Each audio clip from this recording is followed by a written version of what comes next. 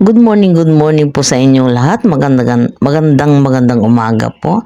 Nandito po tayo ngayon sa may Brentwood Residences. Ibig sabihin po pagka nandito po tayo ay long term po yung mga guest po natin. Ilagay mo bilis ano.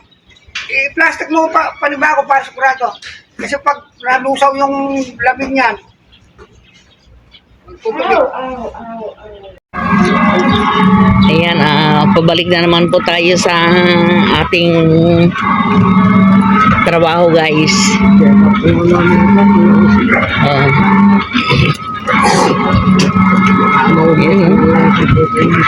Ayan, kulong-kulong din yan eh. Pero siguro tsaka mukhang magaan yan eh.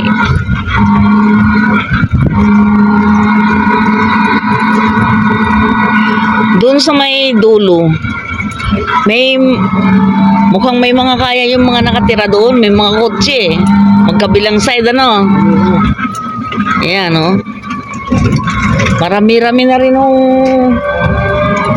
ano dito na lumilipat. Ayan o, si Madam Bicol. Konting tiis lang, una-unahan lang ang ano dito eh. Halos lahat ng lumilipat dito ay may mga sari-sari store. Ayan o. Unti-untian ng nagdadatingan yung mga homeowners. Yan. Meron ako nakikita mo doon na kung tatrabaho dito sa lugar.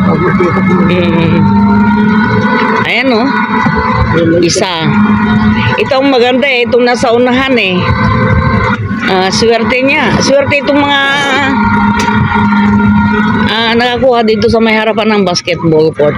Malamang magiging ano ito, magiging store din itong mga ano dito. Kasi may basketballan dito. Siyempre pag may basketballan, may magbabasketball, maraming tao. Maraming bibili. Oo. Number 1 dyan, yung ice tubig. At meron din ano dito. Ayan ho. Yung pinagdadausan ng mga birthday, ganyan, mga binyag.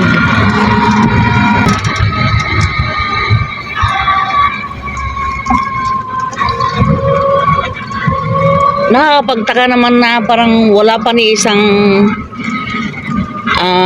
lumipat dito. Wala man lang sign, kahit man lang sana nagpakabit ng tubig, wala. Ano? Ba't kaya? Baka wala pa naman talagang nakakuha dito. Ayun, may isa doon. May isa akong nakita. Ayan, ang totaba ng kambing.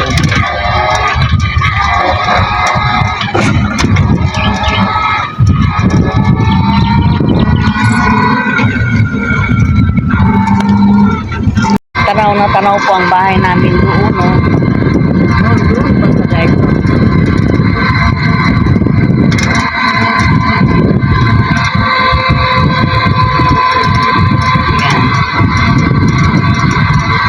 Sa amin yung pinakadulo doon, sa may ano na yun.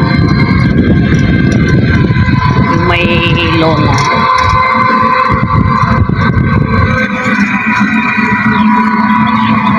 Ano ba ito dito? Wala pang nakabili dito banda? Wala yan, hindi bebenta yan. Oo.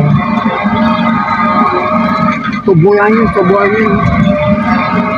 Malamang ang pag-aari ng Brentwood hanggang dito lang sa may bakod na ito. Ano? Yan lang. Oo. Lahat ng nakabakod na yan, ganyan lang. Oo. Tubuan pala yan. Tubuyan. Bakit nung minsan parang may mga nakatanim na mga sitaw, ganyan? Doon yun. Wala, tubuyan.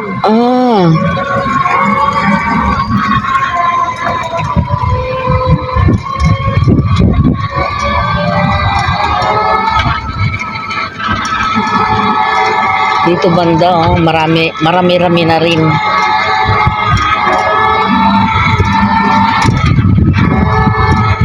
Hindi ko alam, hindi pa may pasok ko dito.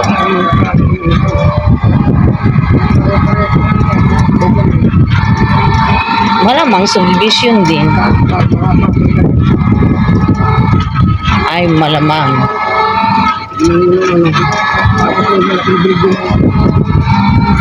Oo.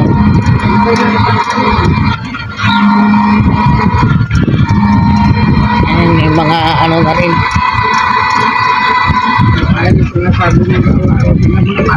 Di ba pare-pareha? So, hindi subdivision yan. Oh. Palagay mo yan, ano yan? Doon. Kaya nga gusto ko itanong, di wala akong mapagtanungan. Magkakatabi ano? Oo nga, pare-parehas. Oo. Eh, dito nga pare-parehas din eh. Hindi naman subdivision yan, napakaliit para maging subdivision. Ah, pwede. Pwedeng pabrika yan. Pwedeng hindi. Kita mo may bilben. Oh, ito ang ganda nito, oh. Siguro walang anak yung may-ari nito. No?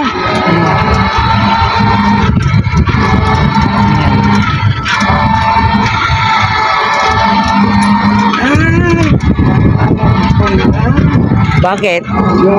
Bakit yung nagtutubig? Subukan mo, kausapin mo.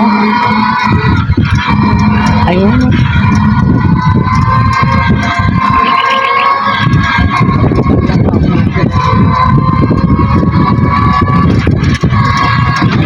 Ilang ano pa ito? Ilang hilera pa itong gagawin dito? Ano? 1, 2. Ano ito? Magkabilaan pa? Oo.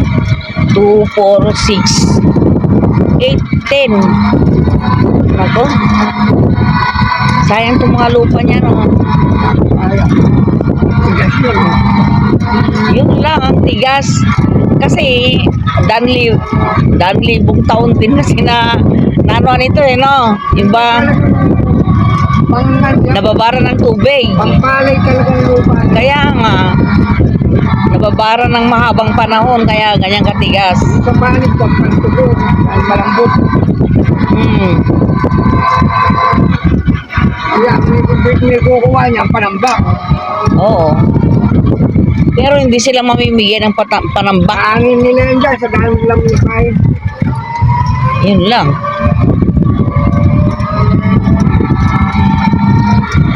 Yan. Eh, dyan o, malay mo, gustong patambakan ito. Yan, Christian eh. Hindi yan, dyan manda sa tabing, ano niya, pampang niya. Dyan sa kabila, oh. Matang lang nila, paano? Malay mo nga lang. Oh. Hoy, naku. Litong lalaking kalakal. Mangingi siya nga ng alugbati na ano, pang tanim dito doon, oh. Doon nga sa bag, nagdala ako ng buko. Yun eh, yung green na yan, oh. Mas masarap yun eh. Parehas lang lasa niya. Siya. Ayan, oh. Oo. Duty na sila, sir.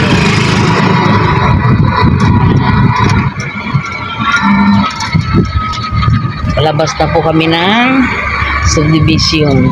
Ayan, oh.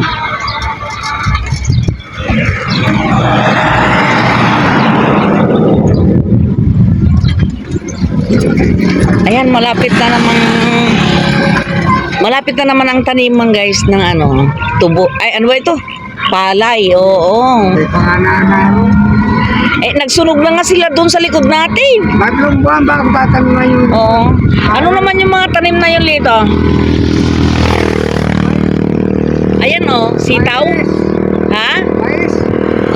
Akala ko sitaw eh. Kasi bawat ano, oh, paano magiging mais yan, may mga tungkod siya. Kasi ikaw. Oo.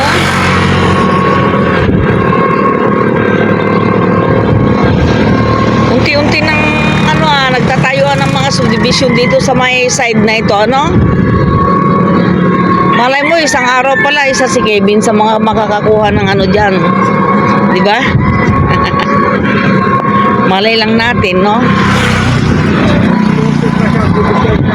Oo. Malay lang natin. Kaya naandito na po kami sa may harapan po ng Pilmico.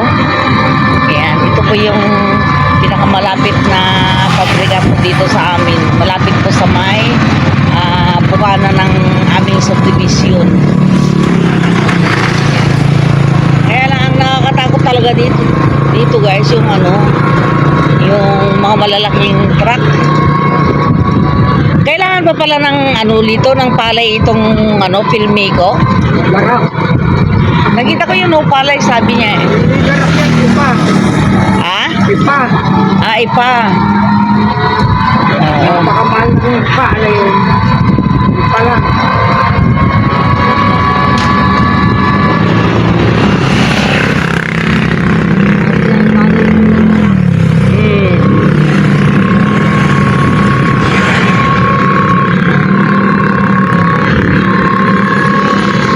Yan yung sinasabi ko. Grabe. Ano kaya itong subdivision na ito, Lito?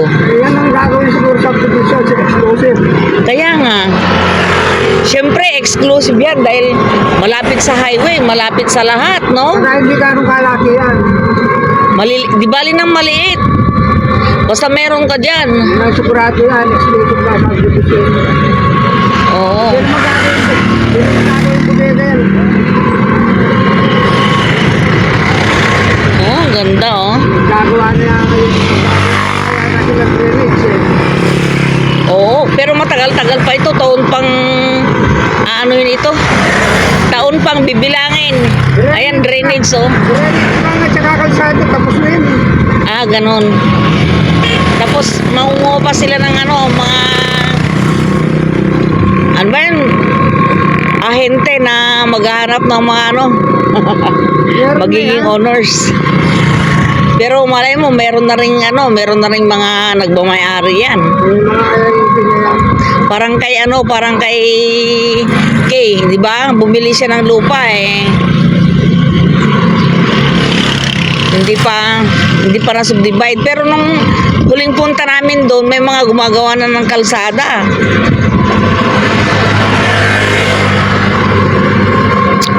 Ito wala pang balak yung may-ari dito. Oh. Uy, isda oh. Alam mo Lito, gusto ni Kay yung yung tahong. Papaya naman yan. Yung pauupo Lito. Minsan nga, bumili ka nga ng upo doon. Yung bilog ang gustong-gusto ko eh. Matamis yan eh. Ano ba naman yan? Awi tayo. Ang daming mga guys oh.